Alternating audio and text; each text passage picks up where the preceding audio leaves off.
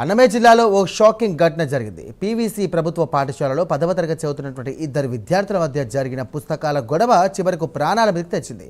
ఒక విద్యార్థి మరో విద్యార్థి మెడపై చాకుతో దాడి చేశాడు. ఇది చూసినటువంటి అందరూ కూడా షాక్ అయ్యారు.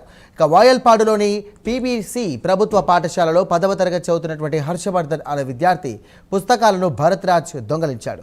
తన పుస్తకాలను దొంగలించడం తప్పు కదా అని హర్షవర్ధన్ భరత్రాజ్ని నిలదీశాడు. దీంతో ఇద్దరి మధ్య తీవ్ర వాగ్వాదం జరిగింది. ఆ కోపంతోనే భరత్రాజ్ దారిలో 5 రూపాయలతో ఒక చిన్న చాకును కొన్నాడు. దాన్ని జోబులో పెట్టుకొని బడికి వచ్చాడు. ఇక హర్షవర్ధన్ రాగానే అతని కథ చూస్తానని తోటి విద్యార్థులు కూడా చెప్పి హెచ్చరించాడు. ఇక కొద్దిసేపటి తర్వాత హర్షవర్ధన్ తనకి గదిలోకి వచ్చేసరికి పుస్తకాల కింద పెట్టేందుకు దిగి వంగినటువంటి వెంటనే భరత్రాజ్ తన జేబులోంచి చాకు తీసి హర్షవర్ధన్ మెడపై బలంగా కోశాడు. తీవ్రంగా గాయపడిన ఆ విద్యార్థిని వెంటనే స్థానిక ప్రభుత్వ ఆసుపత్రికి తరలించారు. హర్షవర్ధన్ మెడపై దాదాపు 8 కుట్లు పడినట్టుగా వైద్యులు తెలియజేశారు. ఇక ఈ ఘటనపై బాధితుడు తల్లిదండ్రులు తీవ్ర ఆగ్రహాన్ని వ్యక్తం చేస్తున్నారు. పాఠశాలలో ఇలాంటి దాడులు జరగడం పట్ల ఆందోళన చెందుతున్నారు.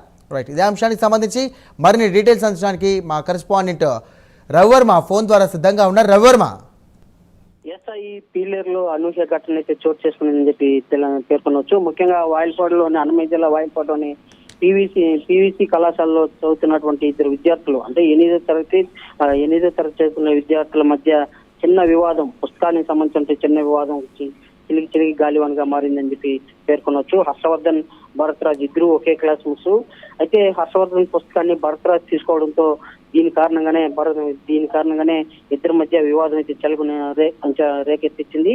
అయితే దీన్ని కట్టగట్టినటువంటి భరత్రాజు హర్షవర్ధన్ పై దాడి చేయాలని చెప్పేసి నిర్ణయించుకున్నాడు. ఆ మేరకు 5 రూపాయలు, చిన్నపాటి పిల్లి కొట్లో ఉన్నట్టు 5 రూపాయలు కత్తి ఒకటి తీసుకుని దాన్ని జోబులో ఉంచుకుని కళాశాల ప్రాంగణానికి వచ్చేసరికి ఒక్కసారిగా భరత్రాజు హర్షవర్ధన్ మీద దాడి చేశాడు. అయితే ఈ దాడిలో స్వల్ప గాయమైనది కూడా గుర్తించి చర్యలు చేపట్టారు.